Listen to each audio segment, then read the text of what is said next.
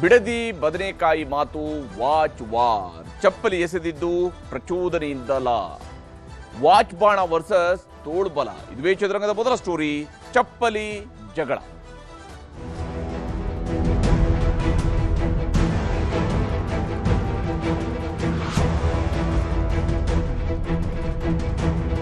ಬಿಡದಿಯಲ್ಲಿ ಅನಿತಕ್ಕದು 32 ಎಕರೆ ಜಮೀನಿದೆ. ಸಿಎಂ ಆಗಿದ್ದಾಗ ಒಂದೊಂದು ಫೈಲ್ಗೆ ಸೈನ್ ಹಾಕಕ್ಕೂ ಒಂದೊಂದು ವಾಚ್ ತರಿಸ್ಕೊಂತ ಇದ್ರಲ್ಲ, 10 lakhs 15 lakhs. ಬಂದು ಯಾರನ್ನಾದ್ರು ಕಳಿಸ್ಬಿಟ್ಟು ಇವರು ಎಂಥದ್ದು SIT ಇಟ್ಕೊಂಡವ್ರಲ್ಲ, ಚೆಕ್ ಮಾಡಿ ತಗೊಂಡು ಹೋಯ್ತು. ನಿನಗೆ ತಾಕತ್ತಿದ್ರೆ ನೀನ್ ಬಂದು ನಿಂತ್ಕೋಬೇಕು ಚಿಕ್ಕಬಳ್ಳಾಪುರದಲ್ಲಿ, ಬಾ ನೋಡೇ ಬಿಡೋಣ. ಆದರೆ ಇದು ಟಾರ್ಗೆಟ್ ರಾಜಕಾರಣ ನಡೀತಾ ಇದೆ.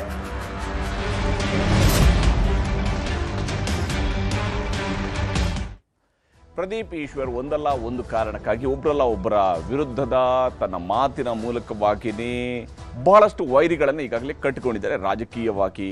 ಈಗ ಅದರ ಮುಂದಿನ ಸರದಿ ಈಗ ಅವ್ರ ಜೊತೆಗೆ ಇರುವಂಥದ್ದು ಕುಮಾರಸ್ವಾಮಿ ವರ್ಸಸ್ ಪ್ರದೀಪ್ ಈಶ್ವರ್ ಅನ್ನುವಂಥಲ್ಲಿಗೆ ಬಂದು ನಿಂತಿದೆ. ಮೊನ್ನೆ ಅಷ್ಟೇ ದಾವಣಗೆರೆ ಚುನಾವಣೆ ಬೈ ಎಲೆಕ್ಷನ್ ಸಂದರ್ಭದಲ್ಲಿ ಏನೇನು ನಡೀತು ಅನ್ನೋದನ್ನು ನೋಡಿದ್ದೀವಿ. ಈಗ ಪ್ರದೀಪ್ ಈಶ್ವರ್ ಅವರಿಗೆ ಚಪ್ಪಲಿ ಎಸೆದಿದ್ದಾರೆ ಜೆಡಿಎಸ್ನ ಕಾರ್ಯಕರ್ತರ ಭೇಟಿಗೆ ಇವತ್ತು ನಿಖಿಲ್ ಕುಮಾರಸ್ವಾಮಿ ಹೋಗಿದ್ದಾರೆ ಚಿಕ್ಕಬಳ್ಳಾಪುರಕ್ಕೆ. ಒಟ್ಟಾರೆಯಾಗಿ ಇದು ರಾಜಕೀಯದಲ್ಲಿ ಏನಾಗಬಾರ್ದು ಅವೆಲ್ಲವೂ ಕೂಡ ನಡೀತಾ ಇದೆ. ಚಿಕ್ಕಬಳ್ಳಾಪುರದಲ್ಲಿ ಈಗ ನಡೀತಾ ಇರುವಂಥದ್ದು ಕೂಡ ಅದೇ ಸ್ವರೂಪದ ರಾಜಕಾರಣ. ಒಬ್ಬ ಶಾಸಕ ಬಂದಿದ್ದಾರೆ ಕಾರ್ಯಕ್ರಮಕ್ಕೆ. ಅಲ್ಲಿ ನಡೀತಾ ಇದ್ದಂಥದ್ದು ಕೆಂಪೇಗೌಡ ಜಯಂತಿ ಕಾರ್ಯಕ್ರಮ. ಆದರೆ ಆ ಶಾಸಕ ಅಲ್ಲಿ ಬರಲೇಬಾರ್ದು ಅಂತ ಹೇಳಿ ಒಂದು ಸಮುದಾಯದ ಜನ ನಿಂತ್ಕೊಂಡು ಮಾತಾಡ್ತಾರೆ ಅಂತ ಹೇಳಿದ್ರೆ, ಅದಕ್ಕೂ ಕುಮಾರಸ್ವಾಮಿಯವರ ವಿರುದ್ಧದ ಟೀಕೆಗೂ ಕೆಂಪೇಗೌಡರ ಜಯಂತಿಗೂ ಎಲ್ಲಿಂದ ಎಲ್ಲಿಗೆ ಸಂಬಂಧ ಅನ್ನುವಂತಹ ಪ್ರಶ್ನೆಗಳು ಬಂದೇ ಬರ್ತವೆ. ಈ ವಿಚಾರದಲ್ಲಿ ನಡೀತಾ ಇರುವಂಥ ಒಟ್ಟು ಬೆಳವಣಿಗೆಯನ್ನು ನೋಡಿದರೆ ಎರಡೂ ಕಡೆಯಿಂದ ಬಹಳಷ್ಟು ರೀತಿಯಾದಂತಹ ರಾಜಕೀಯದ ಉದ್ದೇಶವಾಗಿಯೇ ಮಾಡ್ತಾ ಇರುವಂತಹ ಬೆಳವಣಿಗೆಗಳನ್ನು ನಾವು ಗಮನಿಸಬಹುದು. ಇಲ್ಲಿ ಚಿಕ್ಕಬಳ್ಳಾಪುರದ ಜೈಲಿಗೆ ಇವತ್ತು ನಿಖಿಲ್ ಕುಮಾರಸ್ವಾಮಿಯವರು ಭೇಟಿ ಕೊಟ್ಟಿದ್ದಾರೆ. ಅಲ್ಲಿ ತಮ್ಮ ಪಕ್ಷದ ಕಾರ್ಯಕರ್ತರು ಯಾರೆಲ್ಲ ಜೈಲು ಪಾಲಾಗಿದ್ದಾರೆ ಅವರುಗಳಿಗೆ ಧೈರ್ಯ ತುಂಬುವಂತಹ ಕೆಲಸವನ್ನ ನಿಖಿಲ್ ಕುಮಾರಸ್ವಾಮಿ ಅವರು ಮಾಡ್ತಾ ಇದ್ದಾರೆ. ಹಾಗಾದ್ರೆ ಚಪ್ಪಲಿ ಎಸೆದಿರುವಂಥದ್ದು ಸರಿ ಅಂತಲ್ಲ, ಈ ರೀತಿಯಾಗಿ ಧೈರ್ಯ ತುಂಬುವುದರ ಉದ್ದೇಶ ಅನ್ನುವಂತಹ ಪ್ರಶ್ನೆಯೂ ಕೂಡ ಇದ್ದೇ ಇದೆ. ಇನ್ನು ಪ್ರಚೋದನೆ ಮಾಡಿದವರ ವಿರುದ್ಧ ಯಾಕೆ ಕ್ರಮ ಇಲ್ಲ ಅನ್ನುವಂತಹ ಪ್ರಶ್ನೆಯನ್ನು ಅವರು ಕೇಳ್ತಾ ಇದ್ದಾರೆ. ಪ್ರದೀಪ್ ಈಶ್ವರ್ ಅವರ ವಿರುದ್ಧ ದಳಪತಿಗಳು ತಿರುಗಿ ಬಿದ್ದಿದ್ದಾರೆ.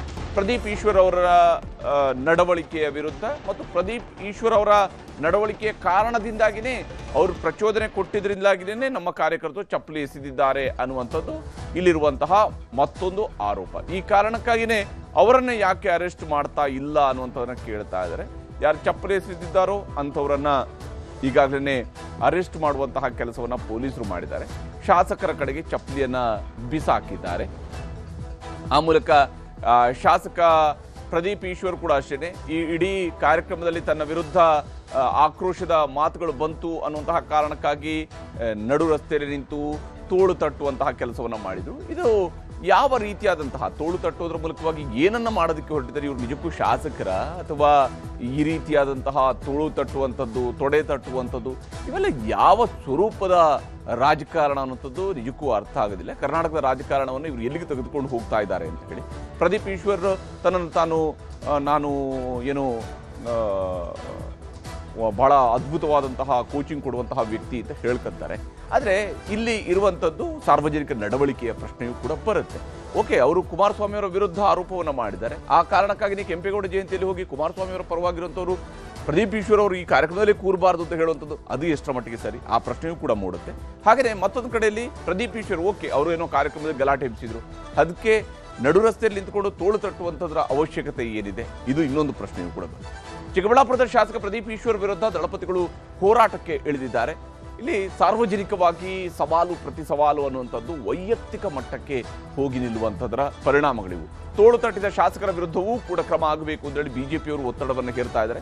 ವಿಶೇಷವಾಗಿ ಪ್ರದೀಪ್ ಈಶ್ವರ್ ಅವರ ವಿರುದ್ಧ ಸೋತಿರ್ತಕ್ಕಂತಹ ಮಾಜಿ ಶಾಸಕ ಮತ್ತು ಹಾಲಿ ಸಂಸದರು ಕೂಡ ಆಗ್ರಹಿಸ್ತಾ ಇದ್ದಾರೆ. ತೋಳು ತಟ್ಟಿರತಕ್ಕಂತಹ ಶಾಸಕರ ವಿರುದ್ಧ ಕ್ರಮ ಆಗಬೇಕು, ಬೀದಿಗಳಲ್ಲಿ ಪ್ರತಿಭಟನೆ ನಡೆಸ್ತಾವೆ, ಒತ್ತಡ ಮತ್ತು ಕಾನೂನು ಹೋರಾಟಕ್ಕೂ ಕೂಡ ನಾವು ರೆಡಿ ಇದ್ದೀವಿ ಅನ್ನುವಂಥದ್ದು ಈಗಾಗಲೇ ಘೋಷಣೆ ಮಾಡಿದ್ದಾರೆ ಬಿಜೆಪಿ ನಾಯಕರುಗಳು. ಯಾಕಂದ್ರೆ ಅಲ್ಲಿ ಪ್ರದೀಪ್ ಈಶ್ವರ್ ಅವ್ರ ಜೊತೆಗೆ ವೈಯಕ್ತಿಕವಾದಂತಹ ಜಿದ್ದಾಜಿದ್ದಿ ಇದ್ದೇ ಇದೆ. ಚಿಕ್ಕಬಳ್ಳಾಪುರದ ನಗರ ಠಾಣೆಯ ಮುಂಭಾಗದಲ್ಲಿ ಇವತ್ತು ಭಾರತೀಯ ಜನತಾ ಪಕ್ಷದವರು ಕೂಡ ಪ್ರತಿಭಟನೆಯನ್ನ ನಡೆಸಿದ್ದಾರೆ ಮತ್ತು ಪ್ರದೀಪ್ ಈಶ್ವರ್ ಅವರ ವಿರುದ್ಧ ಏನು FIR ಅನ್ನು ದಾಖಲಿಸಬೇಕು, ಹಾಗೆಯೇ ಅವ್ರನ್ನ ಬಂಧಿಸಬೇಕು ಅನ್ನುವಂತಹ ಒತ್ತಾಯವೂ ಕೂಡ ಈಗ ಜೋರಾಗ್ತಾ ಇದೆ. ಪ್ರದೀಪ್ ಈಶ್ವರ್ ಅವರನ್ನು ಕೂಡ ಬಂಧಿಸಬೇಕು, ಯಾಕಂದ್ರೆ ಅವರು ಸಾರ್ವಜನಿಕವಾಗಿ ಸವಾಲು ಎಸೆಯುವುದರ ಮೂಲಕ ಶಾಸಕ ಸ್ಥಾನಕ್ಕೂ ಪ್ರದೀಪ್ ಈಶ್ವರ್ ಅವರು ರಾಜೀನಾಮೆ ಕೊಡಲೇಬೇಕು ಅನ್ನುವಂತಹ ಬಿಗಿಪಟ್ಟನ್ನು ಹಿಡಿದಿದ್ದಾರೆ. ಇಲ್ಲಿ ಸಾರ್ವಜನಿಕವಾಗಿ ನೀವು ಹೇಗೆ ವರ್ತಿಸ್ತೀರಿ ಅನ್ನುವಂಥರ ಆಧಾರದ ಮೇಲೆ ನಿಮಗೆ ಎಷ್ಟು ಗೌರವ ಸಿಗುತ್ತೆ ಅನ್ನೋದು ಕೂಡ ನಿರ್ಧಾರ ಆಗುತ್ತೆ.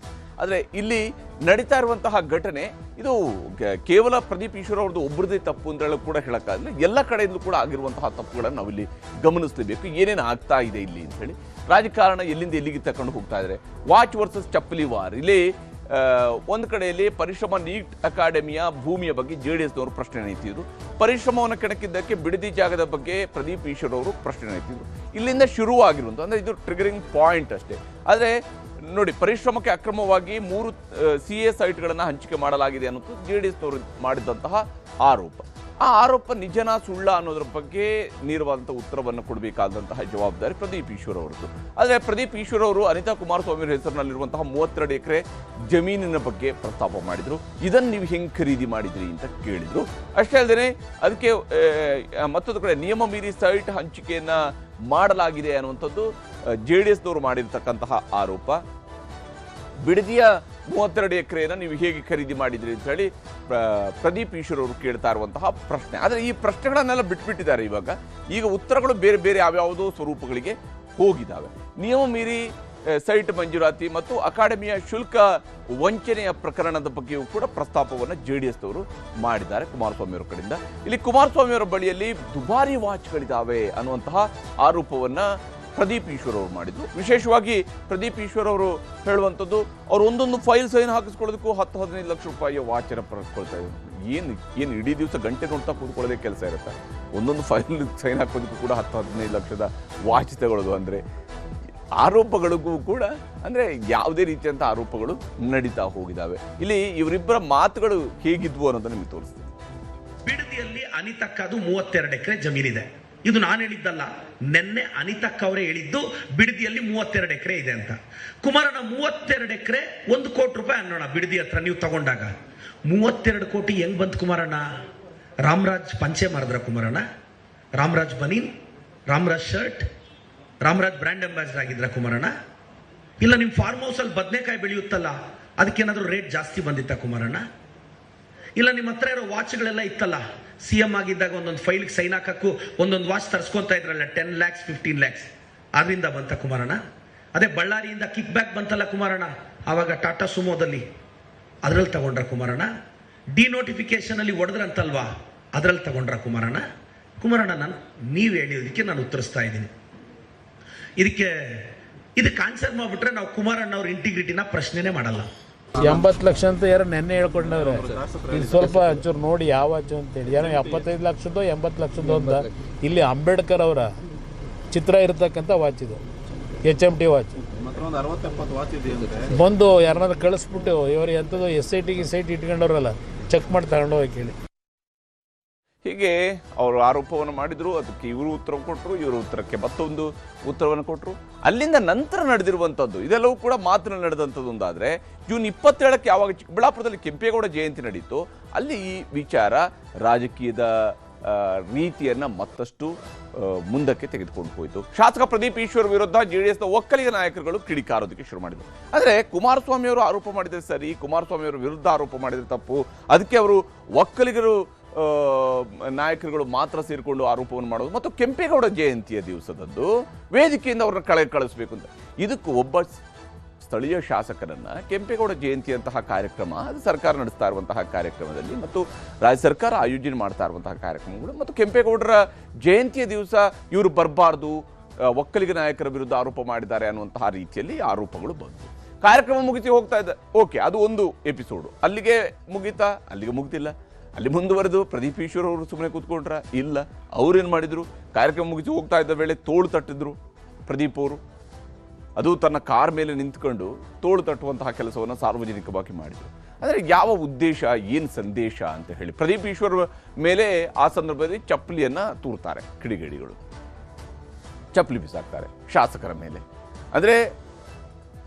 ಚಪ್ಪಲಿ ಎಸೆದ ಬಗ್ಗೆ ಕಾಂಗ್ರೆಸ್ ನಾಯಕರು ಕೂಡ ಆಕ್ರೋಶವನ್ನ ವ್ಯಕ್ತಪಡಿಸಿದ್ದಾರೆ. ಈಗಾಗಲೇ ಆರೋಪಗಳು ಪ್ರತ್ಯಾರೋಪಗಳು ಇವೆಲ್ಲವೂ ಕೂಡ ನಡೀತಾ ಇದ್ದಾವೆ.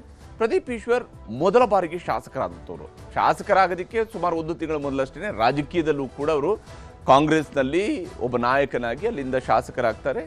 ಆಮೇಲೆ ಅವ್ರು ಗೆದ್ದು ಬಂದ ನಂತರ ಈಗ ಕಳೆದ 3 ವರ್ಷಗಳ ಅವಧಿಯಲ್ಲಿ ನಾನಾ ಸ್ವರೂಪಗಳಲ್ಲಿ ಅವರು ಆರೋಪಗಳನ್ನು ಮಾಡ್ತಿದ್ದಾರೆ. ಅಫ್ಕೋರ್ಸ್ ಅವರ ಪಕ್ಷದ ಪರವಾಗಿ ಇದ್ದುಕೊಂಡು ಇನ್ನೊಬ್ಬರ ವಿರುದ್ಧ ವಾಗ್ದಾಳಿ ನಡೆಸೋದು ಇವೆಲ್ಲವೂ ಕೂಡ ಸಹಜ, ರಾಜಕೀಯದಲ್ಲಿ ಇದ್ದಂಥದ್ದೇ.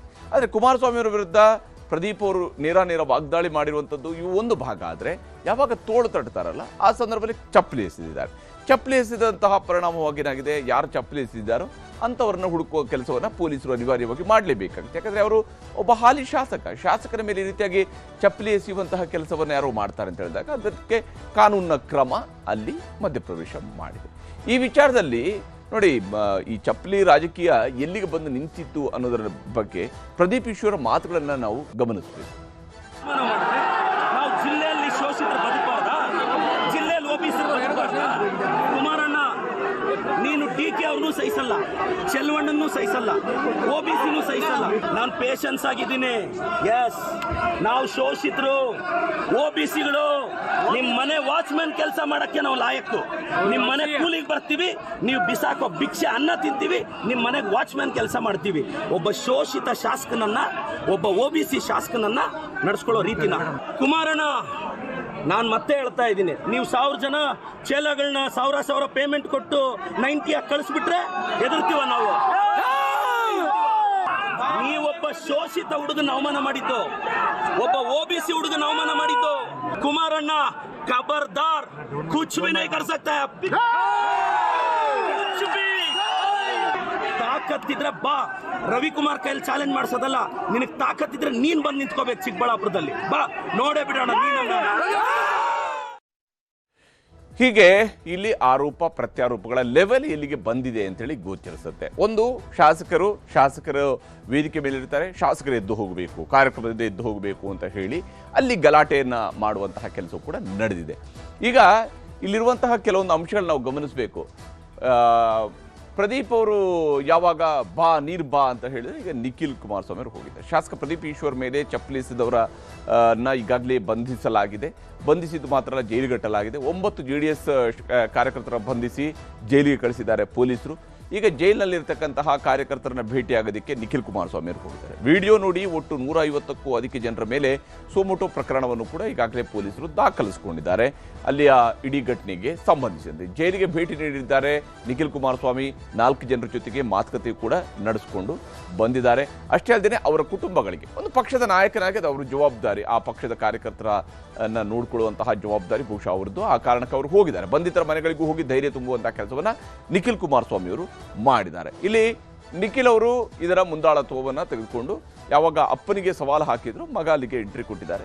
ಅವರು ಹೋಗಿ ತಮ್ಮ ಕಾರ್ಯಕರ್ತರನ್ನ ಭೇಟಿಯಾಗುವ, ಕಾರ್ಯಕರ್ತರನ್ನ ಮಾತನಾಡಿಸುವ, ಅವರ ಕುಟುಂಬಗಳನ್ನ ಭೇಟಿ ಮಾಡುವ, ಅವರಿಗೆ ಧೈರ್ಯ ತುಂಬುವಂತಹ ಕೆಲಸವನ್ನು ನಿಖಿಲ್ ಕುಮಾರಸ್ವಾಮಿ ಅವರು ಮಾಡಿದ್ದಾರೆ.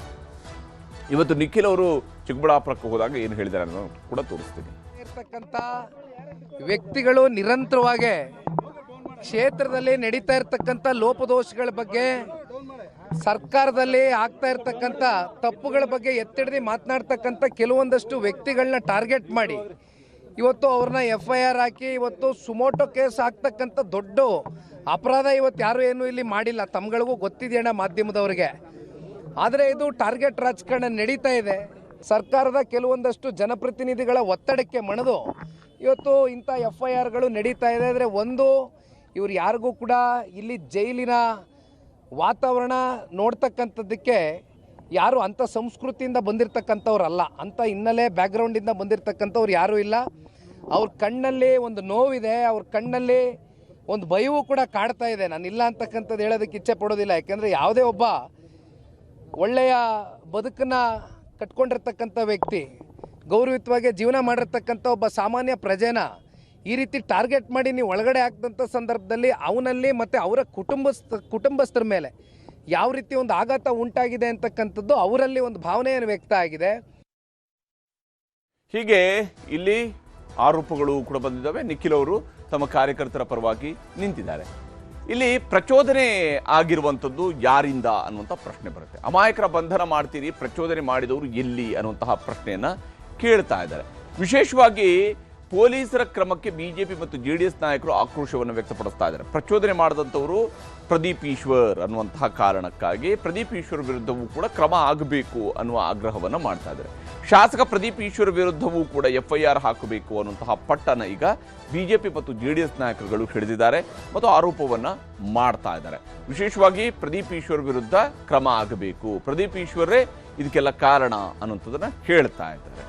ಈ ವಿಚಾರದಲ್ಲಿ ಯಾರ್ಯಾರು ಏನು ಹೇಳ್ತಿದ್ದಾರೆ ಅನ್ನೋದು ನಿಮ್ಗೆ ತೋರಿಸ್ತೀನಿ. ಪ್ರಚೋದನಾಕಾರಿಯಾದಂಥ ಹೇಳಿಕೆಗಳು ಕೊಟ್ಟು ಈ ರೀತಿ ಪ್ರಚೋದನೆಯನ್ನು ಮಾಡಿ ಉದ್ದೇಶಪೂರ್ವಕವಾಗಿ ಒಳಗಡೆ ಹಾಕ್ಸಿರ್ತಕ್ಕಂಥ ಆ ವ್ಯಕ್ತಿನ ಇಲ್ಲಿವರೆಗೂ ಕೂಡ ಯಾರು ಕೂಡ ಪ್ರಶ್ನೆ ಮಾಡ್ತಾ ಇಲ್ಲ. FIR ಯಾರ ಮೇಲೆ ದಾಖಲಾಗಬೇಕು ಅಂತಕ್ಕಂಥದ್ದು ಬಹುಶಃ ನಿಮಗೂ ಗೊತ್ತಿದೆ, ನಮಗೂ ಗೊತ್ತಿದೆ. ಆದರೆ ಇವತ್ತು ಸರ್ಕಾರ ಅವ್ರ ಮೇಲೆ FIR ದಾಖಲಾಗಬೇಕು ಅಂತ ಹೇಳ್ತೀರಾ? ಈಗ ಪ್ರಚೋದನೆ ಮಾಡಿದಂಥವ್ರು ಅವರು ಅಲ್ಲಿ ಹಾಲಲ್ಲಿ ಇರೋವರೆಗೂ ಕೂಡ ಬೆಕ್ತರ ಇದ್ದು ಹೊರಗಡೆ ಹೋದ ಕೂಡಲೇ ನಿಮ್ಮ ಉತ್ತರ ಕುಮಾರ್ನ ಪೌರುಷ ತೋರಿಸಿದರೆ ಸುಮ್ಮನೆ ಇರ್ತಾರ? ನೀವೇ ಅದಕ್ಕೆ ನೇರ ಕಾರಣ. ಇಷ್ಟು ಘಟನೆ ಆಗೋದಕ್ಕೆ ಈ ಕ್ಷೇತ್ರದ ಶಾಸಕರೇ ನೇರ ಕಾರಣ. ಅದಕ್ಕೆ ಅವರು ಮೊದಲನೇ FIR ಅಲ್ಲಿ A1 ಅವರು ಇರಬೇಕು. ಯಾರೇ ಇದ್ರು ಕಂಪ್ಲೇಂಟ್ ಕೊಟ್ಟರೆ ತಗೋತೀವಿ. ಕಂಪ್ಲೇಂಟ್ ಕೊಡಿ ಸ್ವಾಮಿ. ಸುಮ್ಮನೆ ಮೀಡಿಯಾನಲ್ಲಿ ಹೋಗಿ ಮಾತಾಡಿದ್ಕೆಲ್ಲ ನಾವು ಅರೆಸ್ಟ್ ಮಾಡೋಕ್ಕಾಗುತ್ತಾ? FIR ಮಾಡಿ, FIR ಕೊಡಿ, ವಿ ವಿಲ್ ದಾಖಲಾದರೆ ನಾವು ಆ್ಯಕ್ಷನ್ ತಗೋತೀವಿ. ನೀವು ಮೀಡಿಯಾ ಟ್ರಯಲ್ ಮಾಡೋಕ್ಕಿದ್ರೆ ಅದು ನಿಮ್ಮ ಇಷ್ಟ. ಬನ್ನಿ, ಕಂಪ್ಲೇಂಟ್ ಕೊಡಿ. ಕಂಪ್ಲೇಂಟಲ್ಲಿ ಏನಾದರೂ ನಮಗೆ ಸಾಕ್ಷಿ ಸಿಕ್ಕಿದ್ರೆ ಅರೆಸ್ಟ್ ಮಾಡ್ತೀವಿ. ಅದು ಇದು ಬಿಟ್ಟು ನೀವು ಮೀಡಿಯಾ ಮುಂದೆ ಹೋಗ್ಬಿಟ್ಟು FIR ಆಗಿಲ್ಲ, ಅರೆಸ್ಟ್ ಆಗಿಲ್ಲ ಅಂತ ಹೇಳಿದ್ರೆ ನಮಗೇನು ಗೊತ್ತು? ನನ್ನ ಮಾಹಿತಿ ಪ್ರಕಾರ ಯಾರು ಅಲ್ಲಿ ಸ್ಟೇಷನಿಗೆ ಬಂದು ಏನೂ ಕೊಟ್ಟಿಲ್ಲ. ಕೊಟ್ಟರೆ ವಿ ವಿಲ್ ಸಿ. ಹೀಗೆ ಇಲ್ಲಿ ಆರೋಪ ಪ್ರತ್ಯಾರೋಪಗಳಿದ್ದಾವೆ. ಆದರೆ ಒಟ್ಟು ಇಡೀ ಬೆಳವಣಿಗೆಯನ್ನು ನೋಡಿದಾಗ ಎರಡೂ ಕಡೆಯಲ್ಲೂ ಕೂಡ ಈ ರೀತಿಯಾದಂತಹ ಒಂದು ರಾಜಕಾರಣವನ್ನು ಯಾವ ಉದ್ದೇಶಕ್ಕಾಗಿ ಮಾಡ್ತಾ ಇದ್ದಾರೆ? ವೈಯಕ್ತಿಕವಾದಂತಹ ಮಟ್ಟದ ರಾಜಕಾರಣವನ್ನು. ಇದರಿಂದ ಯಾವುದೇ ಕ್ಷೇತ್ರದ ಅಭಿವೃದ್ಧಿಗಾಗಲ್ಲ, ಬೇರೆನೇನಕ್ಕೂ ಆಗಲ್ಲ. ಇಲ್ಲಿ ಆಗ್ತಾ ಇರೋದು ಏನಂದರೆ ವೈಯಕ್ತಿಕವಾದಂತಹ ಜಿದ್ದಾಜಿದ್ದಿ, ವೈಯಕ್ತಿಕವಾದಂತಹ ಜಟಾಪಟಿ, ಮತ್ತು ಅದರ ನಡುವೆಯಲ್ಲಿ ನೋಡಿ ಇವೆಲ್ಲವೂ ಕೂಡ ಒಂದು ಕಡೆ ನಡೀತಾ ಇದ್ದರೆ ಒಂದು ಕಡೆ ತೋಳು ತಟ್ತಾರೆ. ಅದಾದ ಮೇಲೆ ಹೇಳ್ತಾರೆ ನಾನು OBC ಅನ್ನೋ ಕಾರಣಕ್ಕಾಗಿನ ಅನ್ನುವಂತಹ ಪ್ರಶ್ನೆಯನ್ನು ಪ್ರದೀಪ್ ಈಶ್ವರ್ ಅವರು ಕೂಡ ಹೇಳ್ತಾರೆ. ಅಂದರೆ ಜಾತಿಯ ರಕ್ಷಣೆಯನ್ನು ಪಡ್ಕೊಳ್ಳೋದಕ್ಕೆ ಅವರು ಪ್ರಯತ್ನವನ್ನು ಪಡ್ತಾರೆ. ಮತ್ತೊಂದು ಕಡೆಯಿಂದಲೂ ಕೂಡ ಅದೇ ರೀತಿಯಂತಹ ಜಾತಿಯ ಉದ್ದೇಶದ ಕಾರಣಕ್ಕಾಗಿದೆ, ಇಲ್ಲ ನಮ್ಮ ಒಕ್ಕಲಿಗ ನಾಯಕನ ವಿರುದ್ಧ ಮಾತಾಡಿದ್ದಾರೆ ಅನ್ನೋ ಕಾರಣಕ್ಕಾಗಿ ಕೆಂಪೇಗೌಡ ಜಯಂತಿಯಲ್ಲಿ ಪ್ರತಿಭಟನೆ ನಡೆಸುವಂಥದ್ದು. ಇವೆಲ್ಲವೂ ಕೂಡ ಏನು ಸಂದೇಶವನ್ನು ಕೊಡೋದಕ್ಕೆ ಹೊರಟಿದ್ದಾರೆ ಈ ಮೂರು ಪಕ್ಷಗಳವರು ಇಲ್ಲಿ ಅನ್ನೋಂಥ ಪ್ರಶ್ನೆಯೂ ಕೂಡ ಇರುವಂಥದ್ದು.